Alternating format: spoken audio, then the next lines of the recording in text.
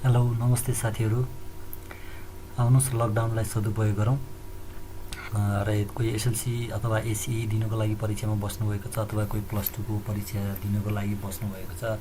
लकडाउनको कारणले गर्दा दिन पाउनु भएन, अब केही समयको लागि पर्खेर बस्नुभएको छ तपाईँहरू र तपाईँहरूको लागि केही कुराहरू याद होस् भनेर मैले अकाउन्ट सम्बन्धी केही कुराहरू लिएर आएको छु। तपाईँहरूले चाहिँ सजिलै बुझ्न सक्नुहुन्छ।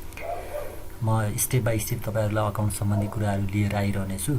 यसमा तपाईँले ध्यान दिएर हेर्नुभयो भने तपाईँको लाइफमा धेरै कुराहरू चाहिँ युटिलाइज हुने कुराहरू मात्रै मैले लिएर आएको छु, त्यो तपाईँले युटिलाइज गर्न सक्नुहुन्छ।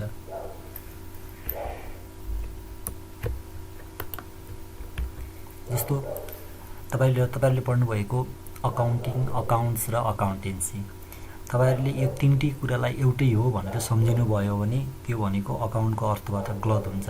किनकि अकाउन्टिङ भनेको फरक, अकाउन्ट्स भनेको पनि फरक हुन जान्छ र अकाउन्टेन्सी भनेको पनि फरक जान्छ। यो म पछि तपाईँलाई अर्को च्याप्टरमा, तपाईँको अर्को पार्टमा म तपाईँलाई यसको डिफ्रेन्स लिएर आउनेछु। अहिले म तपाईँलाई यति मात्रै भन्छु कि यो तिनटै कुरा भनेको एउटै होइन। यो तिनटैलाई हामीले फरक फरक तरिकाले अध्ययन गर्नुपर्छ। हेर्दा र देख्दा एउटै लाग्छ, तर यसको चाहिँ स्टडी गर्दाखेरि यसको चाहिँ तरिकाहरू, यसको सिद्धान्त अथवा यसको प्रोसेस भनेको अलिक डिफ्रेन्ट नै छ, फरक छ। म यसलाई अर्को च्याप्टरमा तपाईँहरूलाई चाहिँ छुट्टै बनाएर लिएर आउनेछु र यसमा अहिले जाउँ। विशेष गरी हामी मिनिङ अफ अकाउन्टिङ। फर्स्टमा अकाउन्टिङ भनेको के त? यो भनेको accounting is an art of the recording, classifying, summarising and reporting all the financial transaction, after that analyzing and interpreting result thereof the organization. It reveals profit or loss for a given period and the value and nature of firm's assets, liabilities and owner's equity. मैले यसको तल तपाईँको नेपालीमा यसको अर्थ पनि मैले तपाईँलाई shortcut एकदम छोटो बनाएर पनि राखिदिएको छु, जसलाई बुझ्न सजिलो होस् भनेर। र अकाउन्टिङ भनेको चाहिँ हामीले के बुझ्नुपर्छ भन्दा मेन कुरा भनेको अकाउन्टिङ भनेको एउटा यस्तो कला हो जसले भनेको कुनै पनि ट्रान्जेक्सनलाई रेकर्डिङ गर्ने, त्यसको क्लासिफाई गर्ने, समराइजिङ र रिपोर्टिङ गरेर त्यसलाई हामीले फाइनलमा एनालाइजिङ गरिसकेपछि त्यसको रिजल्ट चाहिँ के आउँछ त, अर्गनाइजेसनमा के असर पर्छ त, अथवा त्यसको रिजल्ट के निस्किन्छ त भन्ने कुरालाई नै मेन कुरा भनेको अकाउन्टिङको हामीले चाहिँ मेन प्रिन्सिपल भनेको नै यही मात्रै हुन्छ। यसमा हामीले चाहिँ अकाउन्टिङमा हामीले चाहिँ कुराहरू पढ्दै जाँदा केही कुराहरू यसलाई हामीले हाम्रो जिन्दगीमा, हाम्रो लाइफमा पनि यो कुराहरू चाहिँ युटिलाइज हुन जान्छ। र यो भनेको कुनै एउटा कम्पनी, अर्गनाइजेसनमा मात्रै नभएर एउटा कुनै पनि व्यक्तिको लाइफमा पनि यो पार्टहरू भनेको प्रयोग हुन्छ। जस्तो नेपालीमा मैले अर्थ एउटा राखिदिएको छु, व्यवसाय सञ्चालनको लागि नतिजा र सञ्चालनको नतिजा र व्यवसायको वित्तीय अवस्थाको जानकारी प्रदान गर्ने उद्देश्यले वित्तीय कारोबारहरूको अभिलेख राख्ने, वर्गीकरण गर्ने। वित्तीय कारोबार भनेको एन्ड के बुझ्नु होला भन्दा मैले के भनेको छु, व्यवसाय सञ्चालनको नतिजा र व्यवसायको वित्तीय अवस्थाको आर्थिक अवस्था के छ त, फाइनेन्सियल अवस्था कस्तो छ भन्ने कुरा जानकारी प्रदान गर्ने उद्देश्यले वित्तीय कारोबारहरूको अभिलेख राख्ने, त्यो फाइनेन्सियलको रेकर्ड राख्ने, त्यसको वर्गीकरण गर्ने, सारांश निकाल्ने, व्याख्या गर्ने विधिलाई नै लेखा विधि भनिन्छ, अकाउन्टिङ भनिन्छ भनेर राखेको छु।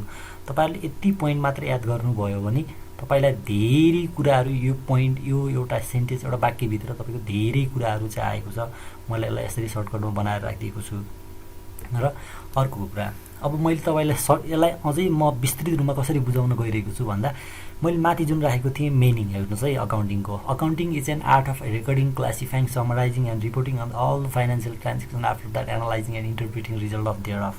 मैले यसलाई जुन कसरी राखेको छु भन्दा अकाउन्टिङ प्रोसेस, हेर्नुहोस् है, यो मिनिङबाट म तपाईँलाई चाहिँ बुझाउन के खोजिरहेको छु भन्दा तपाईँ अकाउन्टिङ भन्ने कुरा के हो भन्ने कुरा स्पष्ट हुन जरुरी छ। पहिलो कुरा, यहाँ मैले यही कुरालाई, मैले जुन मिनिङ छ यो मिनिङलाई नै मैले यसरी बनाएर राखेको छु तपाईँहरूले बुझ्न सजिलो होस् भनेर।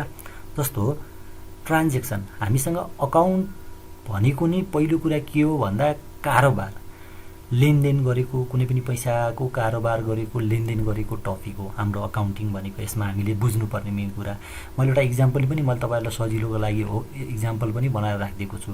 जस्तो इक्जाम्पलमा मैले के राखेको छु, मानौ कुनै व्यवसाय सञ्चालनको लागि 10 लाख रुपियाँ छ, 10 लाख रुपियाँबाट कुनै व्यवसाय सञ्चालन गर्दैछौँ भने यसमा ट्रान्जेक्सनमा के पर्यो भन्दा यो लेनदेनको कारोबार भनेको अब मेन कारोबार भनेको कतिबाट हुन्छ 10 लाखबाट हो। यो पोइन्ट भनेको ट्रान्ज्याक्सन हो है। यति कुरा बुझ्न सजिलो, अब तपाईहरुलाई बुझ्न सजिलो होस् भनेर। अर्को भनेको रेकर्डिङ। जस्तो यो 10 लाखबाट पनि हामीले के कुरालाई चाहिँ म्यानेज गर्नुपर्छ, के कुरा चाहिँ हाम्रो कम्पनीको लागि अथवा हाम्रो अर्गनाइजेसनको लागि के आवश्यक छ त, कम्पनी अर्गनाइजेसनको लागि जे होस् के आवश्यक छ त भन्ने कुरा हामीले चाहिँ पहिला रेकर्डिङ गर्नु पर्यो। केमा? ल्यान्ड, बिल्डिङ, फर्निचरहरू के सामानहरू काम लाग्छ। जस्तो ट्रान्ज्याक्सनहरूमा पनि मैले ट्रान्ज्याक्सन एक्सपेन्सेस भनेर राखिदिएको छु। फर्निचर, स्टेसनरी मैले एउटा इक्जाम्पलको लागि मात्र राखिदिएको छु। जस्तो रिप्लेसमेन्ट, मैले रिप्लेसमेन्टमा पनि के राखेको छु भन्दा रिप्लेसमेन्टमा के हुनसक्छ भन्ने जस्तो लाग्छ। जस्तो लन्च हुनसक्छ, पिकनिक प्रोग्रामहरू भएको खर्चहरू हुनसक्छ। अनि स्टेसनरीहरूमा पेन, डायरीहरू भनेको कम्पनीमा पेन डायरीहरू पनि आवश्यक हुन्छ, काम लाग्छ हो। त्यस्तो यो खर्चहरू मैले स्टेसनरीको भनेर राखेको छु। फर्निचर भइहाल्यो। अनि यो जुन ट्रान्सपोर्टेसनको छ, ट्रान्सपोर्टेसनको भनेको बसको आउने जाने भाडाहरू, स्टाफहरूको खर्च ट्रान्सपोर्टेसनको दिएला हैन कम्पनीमा हो। यो सबैलाई मैले ट्रान्सपोर्टेसनमा लिएर राखिदिएको छु। अर्को भनेको ल्यान्ड एन्ड बिल्डिङ हाम्रो पर्चेज गरेको भनेको मैले 5 लाख 10 लाखकोबाट, ट्रान्सपोर्टेसन एक्सपेन्सेसमा 80,000, फर्निचरमा 1 लाख, स्टेसनरीमा 5,000, रिप्लेसमेन्टमा मैले 20,000 राखेको र टोटल अब हामीसँग स्टक भनेको 2,95,000 हामीसँग स्टक रहन्छ हो। यो रेकर्ड राख्नुलाई के भनिन्छ? यसको रेकर्ड राख्नुलाई के भनिन्छ? रेकर्डिङ भनियो है, क्लियर रेकर्ड राख्नुलाई। अनि यसलाई क्लासिफाइङ गर्नु भनेको मतलब के भन्दा क्लासिफाइङ, हेर्नुहोस् है, यही मिनिङबाट नै म गइरहेको छु। यो मिनिङबाट क्लासिफाइङ भनेको के भन्दा यसलाई क्लास दिनु। बुझ्नुभयो? क्लास दिनुको मतलब ट्रान्सपोर्टेसन एक्सपेन्सेस भनेर मैले एउटा उसको चाहिँ वर्गीकरण गरिदिएँ। यसलाई क्लासिफाइङ भनेको वर्गीकरण गरिदिएँ। जस्तो भने ट्रान्सपोर्टेसनभित्र विभिन्न थरी पर्छ।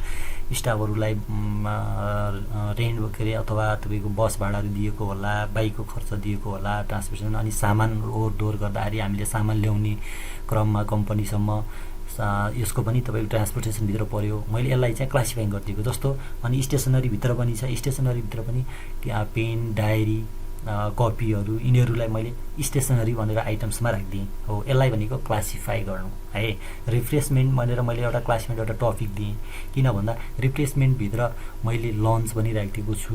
यहाँभित्र भनेको मानौ कुनै पिकनिक प्रोग्राम होला अथवा अन्य कुनै हाम्रो त्यस्तो कुनै रिप्लेसमेन्टभित्र पर्ने कुरा खर्चहरूलाई यस्तो एउटा क्लास दिनु, एउटा वर्गीकरण गरिदिनु है यसलाई। अर्को भनेको समराइजिङ। अब यो समराइजिङ भनेको के भन्दा यो 10 लाखबाट कुन कुन सेक्टरमा हाम्रो खर्च भयो त भनेर त्यसलाई समरीमा रिपोर्ट लिनु है, बनाउनु, एउटा रिपोर्ट बनाउनु।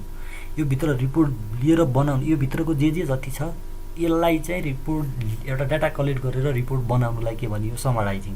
यसलाई यसको बारेमा अब समरीमा चाहिँ हामीले डिस्कस गरेर छलफल गर्नु पर्यो। एक्ज्याक्ट यति हो त, ल्यान्ड एन्ड बिल्डिङको नै यति गएको हो त, अर्थात् ट्रान्सपोर्टेसन यति जानुपर्ने हो त हो। यो कुराहरूको समराइजिङ भयो। यसलाई एउटा हामीले समराइज गरेर निकाल्यौँ। अब यसको बारेमा रिपोर्टिङ गर्नु पर्यो। रिपोर्टिङ भनेको मानौ म एउटा कर्मचारी हो कुनै कम्पनीको भने मैले मेरोभन्दा माथिल्लो लेभलमा मैले रिपोर्ट गर्नुपर्छ। मैले यति यो खर्च यसरी गरेँ है भनेको रिपोर्ट गर्नु।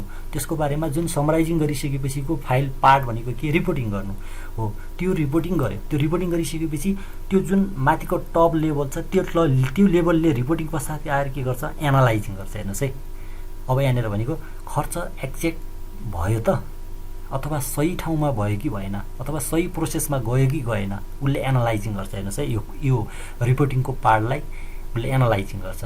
एनालाइजिङ गरिसकेपछि के हुन्छ? जुन टप बोर्ड अफ डाइरेक्टर छ त्यस पछाडिको जुन डिसिजन बन्छ त्यो डिसिजन बन्ने पार्ट भनेको रिजल्ट इन्टरप्रिटिङ। हेर्नुहोस् है, त्यसको नतिजा के आयो त? अब यो सबैको नतिजाबाट के आयो त? यो ठिक छ त, एक्ज्याक्ट ठिक छ हाम्रो कम्पनीको लागि अथवा यो अर्गनाइजेसनको लागि राम्रो हो या गलत छ, के छ त भन्ने कुरा। अति गलत छ भने योभन्दा पछाडि सुधारेर जानु पर्यो भन्ने हुन्छ। यदि होइन ठिक छ भन्यो भने यही कुरालाई पास गर्नुपर्ने कुरा हुन्छ र यसरी चाहिँ एउटा अर्गनाइजेसन सञ्चालन भइरहेको हुन्छ हो। मेन कुरा हामीले बुझ्नुपर्ने भनेको अकाउन्टिङ भनेको के?